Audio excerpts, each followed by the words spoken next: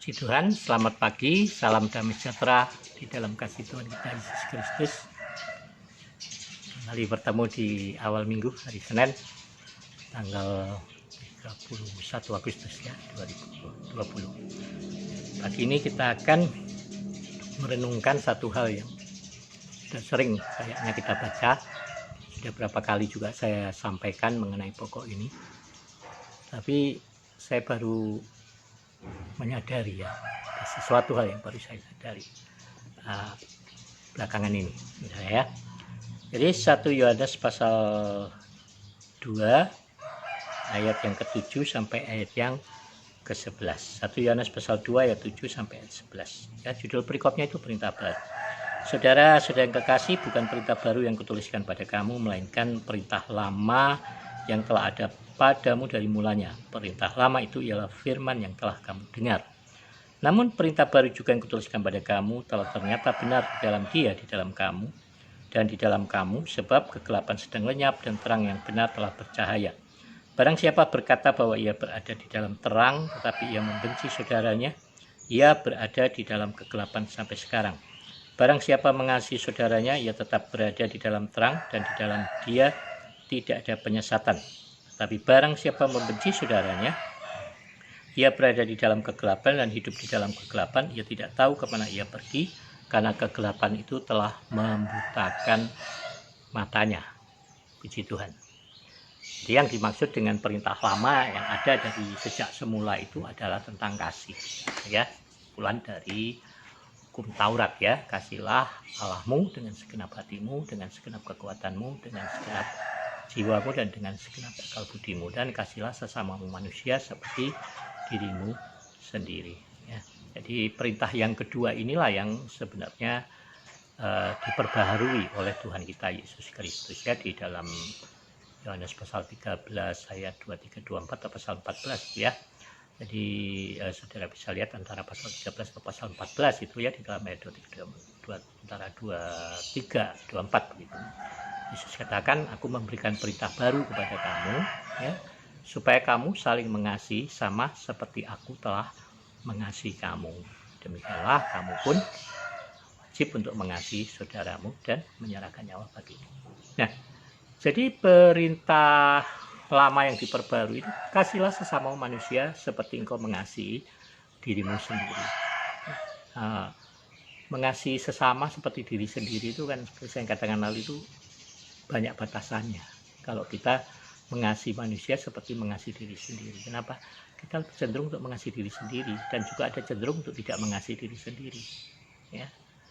Nah, jadi mungkin saya katakan diri saya sendiri lah ya. Saya ini dulu ya, sekarang juga sudah mulai kurang. Dulu tuh saya lebih sulit mengasihi diri saya sendiri. Jadi saya lebih cenderung mengasihi orang lain daripada mengasihi diri sendiri. Nah, jadi kalau ukurannya saya mengasihi diri sendiri, saya ini punya kecenderungan tidak mengasihi diri sendiri ya. Kalau itu saya ukurkan sama orang lain kan repot juga begitu. Jadi tapi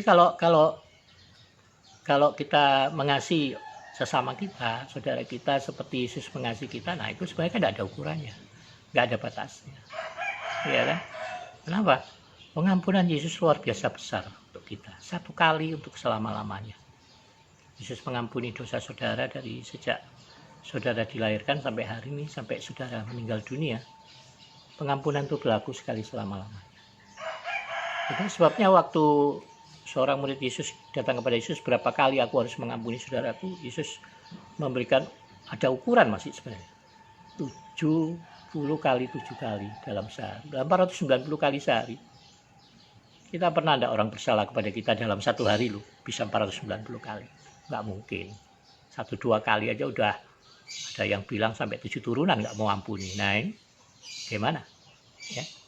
Nah, jadi firman Tuhan katakan orang yang nggak mengasihi saudaranya itu, ya hidup di dalam kegelapan.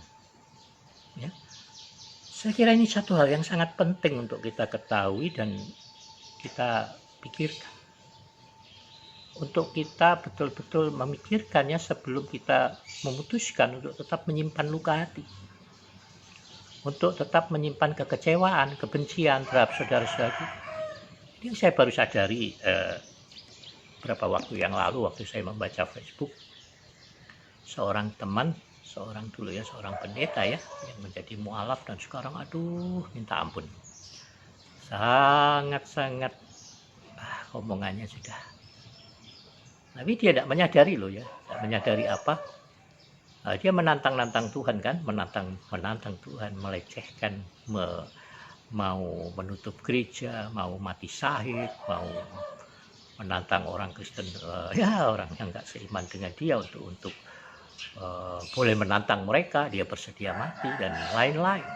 Nah, cuman saya heran anehnya orang-orang yang sudah meninggalkan Tuhan ini kok masih bangga-bangganya pakai nama Kristennya di situ begitu ya. Harusnya kan sudah dilepaskan. Nah, ya, tapi ya nggak apa-apa ya, itu urusannya mereka. Hanya yang saya lihat begini ya, saya lihat jadi dulu ini seorang yang saya kenal ini banyak sekali menyimpan luka hati ya di dalam pelayanannya. Nah, tidak mau mengkoreksi diri, mengkoreksi hatinya bahwa dia sudah salah di dalam motivasi, salah di dalam tujuan pelayanan. Ya, dari awal sudah saya sering mengingatkannya, ya, saya sering memotivasinya untuk memberikan pengampunan, tapi tidak, dia terus menyimpan, menumpuk kekecewaan kepada para pelayan Tuhan, kepada anak-anak Tuhan, kepada pimpinan-pimpinannya. Dan dia menyuarakan dengan keras di Facebook ya di ini. Nah, saya pun secara pribadi tidak setuju dengan apa yang dilakukan oleh beberapa rekan hamba Tuhan untuknya. Yang ini kadang-kadang kita juga nggak sadari bahwa kadang-kadang kita ikut serta di dalam mendorong kejatuhan seseorang. Kenapa? Karena kita tidak bersikap bijak, tidak merespon. Ya, kalau saya ngomong gini nanti pasti ada yang alasan, oh saya sudah begini, saya sudah begini, saya sudah begini. Ya, saya juga alasan begitu. Saya sudah banyak mengingatkan dia gini. Tapi mungkin ada kesalahan-kesalahan saya di dalam merespon. Ya, saya tidak merespon dengan benar, mungkin saya kurang mendengarkan. Ya, dan beberapa teman yang jatuh meninggalkan Tuhan, ada hamba Tuhan dulu di Pontang juga begitu meninggalkan Tuhan, ya, sampai ramai itu di Pontang. Tapi saya datang meminta maaf secara pribadi, meminta maaf atas nama teman-teman hamba Tuhan kepadanya bahwa selama ini kami tidak mendengarkan dia. Dan puji Tuhan, akhirnya dia mau kembali kepada Tuhan, kembali untuk melayani. Meskipun kembali lagi secara tidak bijak pimpinannya, ya buat saya tidak bijaklah di dalam mendisiplinkannya begitu ya. Jadi justru akhirnya sekarang malah nggak melayani. Artinya nggak jadi pendeta ya nggak apa-apa, yang penting masih melayani begitu ya. Nah, tapi saudara, firman Tuhan ini benar ya. Jadi mari kita mengkoreksi diri kita masing-masing. Kalau kita suka menyimpan kekecewaan, kita menyimpan kebencian, luka hati, dan kita nggak mau mengampuni, cepat atau lambat saudara, cepat atau lambat iblis akan memakai itu untuk menggerogoti iman saudara, menggerogoti kasih saudara. Jadi saran saya, kalau ada orang yang melukai hati saudara, ada hal yang mengecewakan saudara, ambil tindakan saat itu juga. Ambil tindakan saat ini juga. Jangan tunggu lama-lama, jangan simpan. Jangan pergumulkan itu dalam pikiran saudara. Jangan mencari alasan pembenaran untuk terus menyimpan luka hati. Tapi mari berikan langsung pengampunan. Ya. Perkatakan firman pengampunan. Saat saudara merasakan hal yang mengecewakan, saat saudara menemui orang-orang yang membuli, merugikan saudara, saat itu juga katakan, Tuhan, dalam nama Yesus aku mengampuni, dalam nama Yesus aku mengasihi, dalam nama Yesus aku memberkati. Ucapkan terus perkataan itu, karena perkataan yang sudah ucapkan, perkataan firman yang keluar dari mulut saudara, mengandung kuasa roh, mengandung pengurapan ilahi di dalam diri saudara. Sebab Roh Kudus ada di dalam diri saudara. Jadi jangan biarkan iblis justru memperalat saudara untuk menggunakan kuasa itu dan untuk menghancurkan fondasi iman saudara. Dengan terus memikirkan dan memperkatakan kekecewaan itu, dengan terus memikirkan dan memperkatakan kepahitan hati kita, luka hati kita. dengan terus membawa itu kemana-mana sehingga semua orang tahu. Jangan, saudara. Berikan pengampunan, saudara. Lepaskan semua beban kekecewaan. Letakkan di bawah kaki Yesus. Biar itu terkubur, tersalib bersama-sama Yesus. Dan percaya saat saudara melakukannya, pembelaan Tuhan akan nyata dalam hidup saudara. Saya mengalaminya. Dalam banyak hal, saudara. Ya. Jadi, firman Tuhan ini jelas katakan dalam ayat yang ke-11, barang siapa membenci saudaranya, ia berada di dalam kegelapan dan hidup di dalam kegelapan, ia tidak tahu kemana ia pergi karena kegelapan itu telah membutakan mata. Saya lalu pernah katakan bahwa sebenarnya ada banyak orang yang justru terhilang di tengah-tengah gereja, di dalam gereja, di tengah ibadah. Ada banyak hamba-hamba Tuhan, pelayan Tuhan yang justru terhilang di tengah-tengah pelayanan. Kenapa terhilang? Karena melayani sambil menyimpan sakit hati, melayani sambil menyimpan kebencian, melayani sambil menyimpan luka-luka hati. Firman Tuhan tadi yang kita sudah baca bersama, atau sudah saya bacakan buat saudara. Orang itu hidup di dalam kegelapan, dan kegelapan itu membutakan matanya, dan ia tidak tahu kemana ia pergi. Dia pikir dia masih melayani Tuhan. Dia pikir dia masih mempermuliakan Tuhan. Dia pikir dia masih beribadah. Dia pikir dia masih berharga di mata Tuhan. Padahal sudah tidak lagi. Matius 6 ayat 15 katakan bahwa jikalau kita tidak mengampuni dosa orang, maka Bapamu juga tidak akan mengampuni dosamu. Bagaimana mungkin kita melayani dan terus menyimpan dosa-dosa orang di dalam hati kita, di dalam pikiran kita? Kita tidak mau meneladani Yesus dan tidak mau mentaati perintah Yesus untuk mengampuni orang-orang yang bersalah kepada saudara. Orang-orang yang melukai hatimu, orang-orang yang mengecewakan, orang-orang yang merugikan. Mungkin mereka bisa merugikan, tapi Tuhan bisa membalikkan semua hal yang mengecewakan itu menjadi keuntungan dalam hidup. Tuhan bisa mengubah semua perkara yang mendatangkan kepahitan menjadi kesukaan bagimu. Kalau engkau mau mentaati Tuhan. Kalau engkau mau mentaati kehendak dan perintah Tuhan. Maka saudara, mengapa engkau terus simpan kekecewaan? Simpan kebencian itu. Mengingat terus semua kerugian yang kau alami. Di dalam 1 Yohanes 3:15 kan lebih mengerikan sebenarnya. Orang yang membenci saudaranya adalah seorang pembunuh manusia, dan seorang pembunuh tidak memiliki hidup kekal di dalam dirinya. Jadi masih melayani sebenarnya juga punya hidup kekal. Saya pikir inilah dosa yang tidak terampunkan. Dosa menghujat Roh Kudus.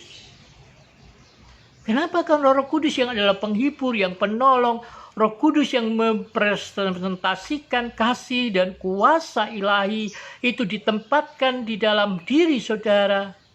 Kata oleh firman Tuhan, secara cemburu. Ada banyak nabi-nabi menyelidikinya. Kenapa? Karena dulu urapan Roh Kudus itu diberikan secara terbatas kepada nabi-nabi, kepada raja-raja yang diurapi Tuhan. Tapi sekarang oleh karena karya kematian Yesus di atas kayu salib, itu diberikan, dicurahkan ke semua manusia yang percaya. Roh Allah di dalam dirimu. Seperti saya katakan kemarin, sebuah tanaman itu membutuhkan media tanam yang tepat. Memelihara lebah, kita juga harus menyediakan lahan yang tepat, vegetasi yang tepat. Maka peliharaan kita itu baik tanaman maupun hewan-hewan akan memberikan baktinya, akan berbakti kepada kita dengan memberikan apa yang menyukakan hati kita. Saat kita menyediakan semua vegetasinya secara tepat. Nah, Artinya berikan vegetasi itu Roh Kudus. Ini sebenarnya akan terbalik. Bukan kita memiliki Roh Kudus, Roh Kudus yang memiliki kita. Jadi seharusnya kita melayani, kita hidup seturut dengan kehendak hatinya. Bukan seturut dengan kehendak hati saudara, dengan kehendak hati saya, enggak. Tapi kehendak hati Roh Kudus dan di dalam kebenaran firman Tuhan. Sukakan hati Roh Kudus. Dan Roh Kudus sudah menyediakan berkat-berkatnya, kuasanya dalam hidup kita. Tuhan menyediakan semua hal yang kita butuhkan, apa yang nggak pernah kita lihat, apa yang nggak pernah kita dengar, apa yang nggak pernah kita pikirkan, apa yang nggak pernah timbul dalam hati saudara.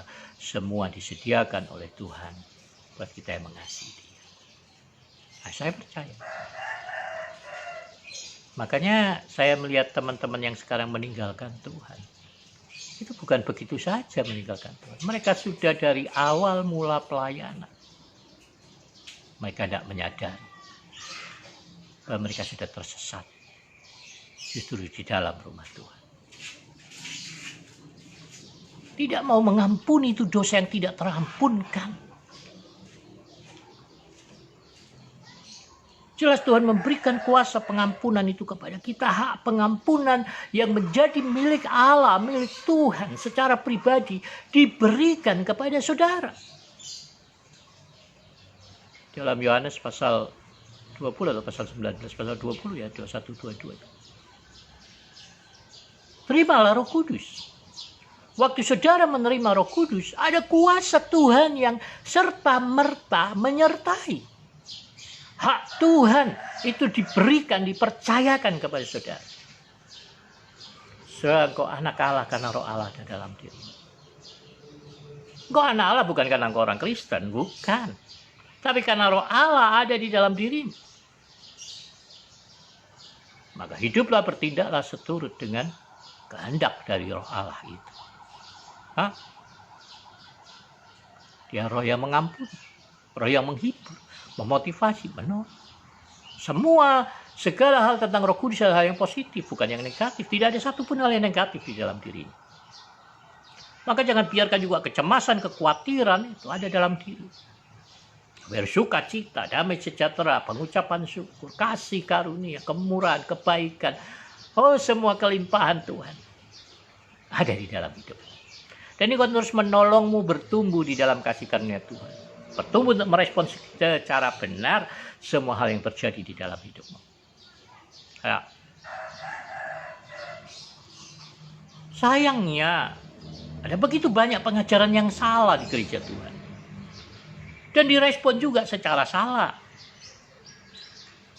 Mungkin pengajaran yang salah itu kadang diberikan dengan motivasi yang benar. Tapi kadang banyak hamba Tuhan, banyak para pendeta yang justru hidup di dalam kegelapan.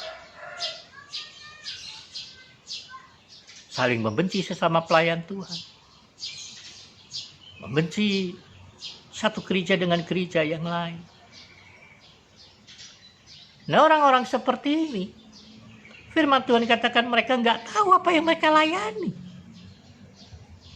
Mereka nggak tahu apa yang mereka kerjakan. Mereka nggak tahu kemana mereka pergi. Karena kegelapan itu membutakan mata. Jadi jangan cuma tua di dalam gereja. Cuma sekedar manas-manasin bangku gereja. Tapi tidak ada panas api Roh Kudus, kehangatan kasih itu di dalam diri kita. Kan jadi nggak ada gunanya. Jadi marilah Bapak Ibu, sadari hari ini di dalam kebenaran firman Tuhan. Mari, bukan menantang, saya mengajak saudara, koreksi hati saudara. Jangan biarkan iblis memakai semua hal yang buruk itu menjadi akan menghancurkan dasar-dasar imanmu, kasihmu kepada Yesus. Dan pada akhirnya firman Tuhan katakan, apabila dasar-dasar itu dihancurkan,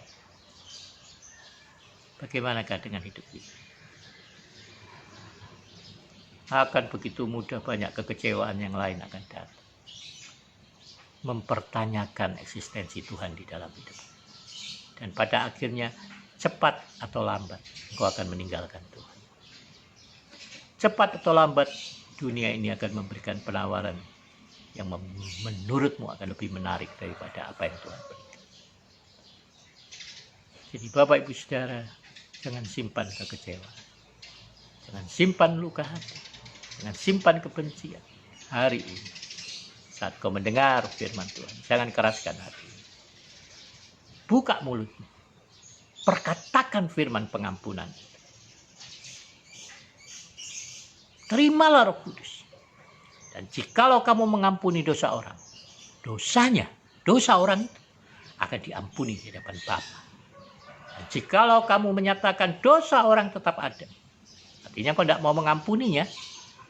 Jika engkau tidak mau mengampuni dosa orang kepadamu, maka dosa orang itu akan tetap ada di hadapan Tuhan. Betapa luar biasa bukan? Kuasa hak pengampunan Tuhan diberikan pada saudara. Saudara yang bisa buka pintu pengampunan. Tapi hati-hati ya, kutuk tanpa alasan tidak akan kena. Jadi kalau orang itu benar di hadapan Tuhan, dan sudah mengutukinya tanpa alasan, itu bisa kembali loh kutuk itu pada saudara. Ya, itu akan mendatangkan banyak kerugian dalam hidupmu, sakit, penyakit, ya, kegelisahan, ketidaktenangan dalam hidup, jalan buntu. Jangan salahkan Tuhan untuk hal itu. Tapi mari kita koreksi diri masing-masing. Pengampunan dan ketaatan kepada kehendak Tuhan. Itu akan menjamin hidup saudara. Hidup berkemenangan di dalam Tuhan. Hidup berkelimpahan. Kalau ini taat untuk memberi, saudara. Hidup untuk berbagi. Hidup untuk melayani. Itu sudah. Lakukan saja. Dan kau akan melihat kebahagiaanmu mengalir seperti sungai. Damai sejahteramu mengalir seperti sungai. Berkat Tuhan akan menyertai kehidupanmu sepanjang hidupmu. Ya. Tapi jangan artikan dalam hati sempit hanya pada kekayaan, tidak. Tapi semua yang kau butuhkan untuk menjalani kehidupan di dalam kemenangan dan di dalam kemurahan Tuhan. Puji Tuhan, selamat pagi. Saudara mau lihat, ini juga ada di YouTube, Zero to Zero ya. Puji Tuhan, Tuhan memberkati kita. Saya percaya di dalam sepanjang hari ini Roh Kudus akan menolong memimpin saudara untuk masuk dalam seluruh kebenaran, untuk menikmati hidup yang berkelimpahan, berkemenangan di dalam Tuhan. Dan kemanapun saudara pergi, kau akan beruntung. Setiap usaha pekerjaanmu akan berhasil, dan semua apa yang kau jama akan menjadi berkat. Tuhan Yesus memberkati kita semuanya. Salam sehat.